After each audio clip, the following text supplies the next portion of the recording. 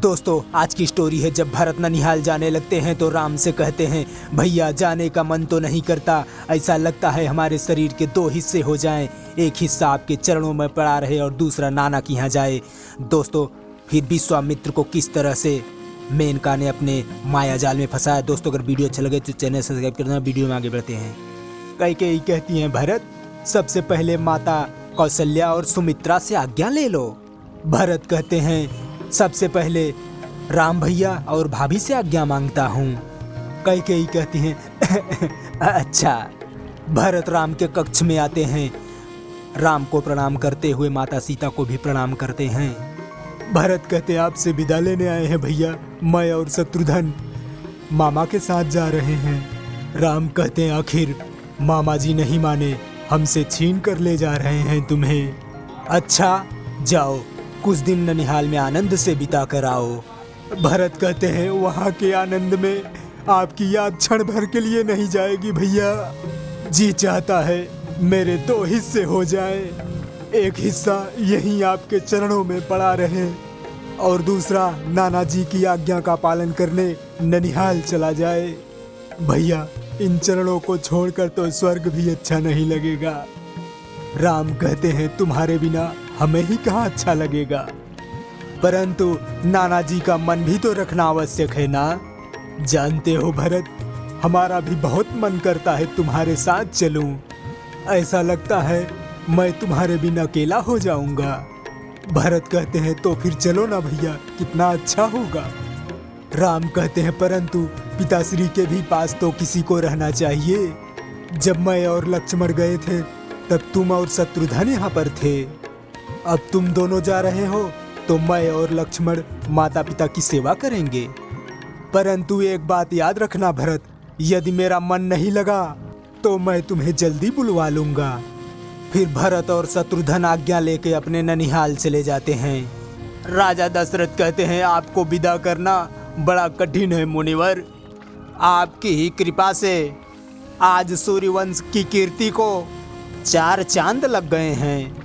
हम तो समझे थे कि अब आप हमें अपने चरणों से दूर नहीं करेंगे। यदि हमसे कोई भूल चूक हो गई हो तो आप अपनी उदारता से हमें क्षमा कर देंगे, परंतु अयोध्या छोड़कर नहीं जाएंगे। पूज्यवर अब ये अयोध्या आपकी है, मुझे और मेरे समस्त पुत्र परिवार को सेवक मानकर यहाँ रहने की कृपा कीजिए। विश्वामित्र कहते हैं राजन आप हमारे चारों ओर अपने निश्चल प्रेम का जाल फैला रहे हैं, जिससे हमारे मन में मोह की दुर्बलता आने लगी है। इसलिए यही समय है जब हमें ममता के बंधन को तोड़ देना चाहिए। जब एक कर्तव्य सफलतापूर्वक पूर्ण हो जाए तब मनुष्य अपने भावी कर्तव्य पथ पर आगे चल दे। थोड़ी देर भी यदि इस सफलता के मोह में फंस गया तो माया उसे पकड़ लेगी। राजा दशरथ कहते हैं ब्रह्म ऋषि यदि आप भी माया से डरेंगे तो हम जैसे साधारण मनुष्यों का क्या होगा। आप तो वो महान विभूति हैं जिन्होंने अपने तपोबल से हमारे पूर्वज महाराज त्रिशंकु के लिए अंतरिक्ष में एक नया स्वर्ग का निर्माण कर दिया था। विश्वामित्र कहते हैं हमारी महानता का बखान तो तुम कर रहे हो राजन, परंतु हमारे पतन के वो क्षण याद नहीं रहे जब मेनका की आसक्ति के मोहजाल में फंसाकर इंद्र ने हमारे भी तपोबल को छीन कर दिया था।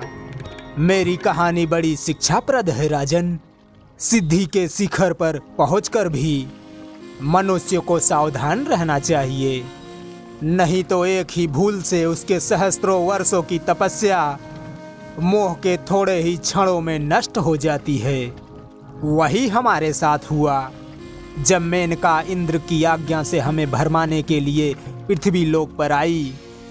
उस समय हम अपने तपोबल के तेज से दिव्यमान होकर पूर्ण सिद्ध हो चुके थे। उसी कारण हमारे अंदर बहुत अहंकार था, हमसे बड़ा अब कोई नहीं।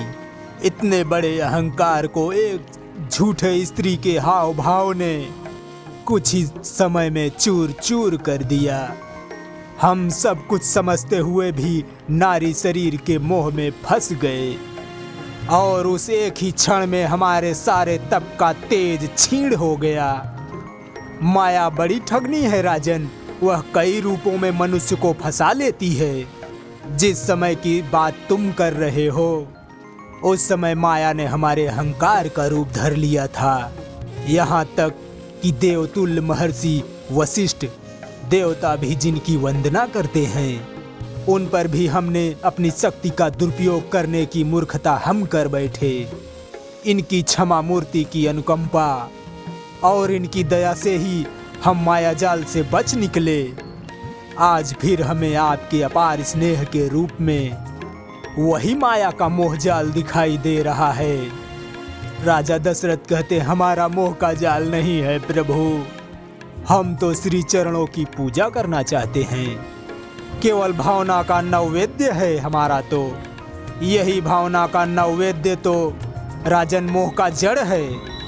विश्वामित्र कहते हैं कि शास्त्र कहता है जब मनुष्य अपने सांसारिक कार्य पूरा कर ले तो उसे अपने पुत्र, पत्नी, मित्र या परिवार के भावनाओं के बंधन ठीक समय पर तोड़कर अपनी आध्यात्मिक उन्नति की तरफ बढ़ना चाहिए। यदि वह समय चूक गया तो उसे वह मृत्यु के समय ही चेतना आएगी। इसलिए उत्तम यही है कि स्वयं पहले ही चेत जाए। महामुनि वशिष्ठ, अब हमें आज्ञा दीजिए। तो दोस्तों, अब तक का स्टोरी आपको कैसा लगा? ठीक ठाक लगा हो तो भैया प्लीज चैनल सब्सक्राइब करना, वीडियो को लाइक शेयर भी करना। वीडियो देखने के लिए धन्यवाद। Thank you. जय हिंद।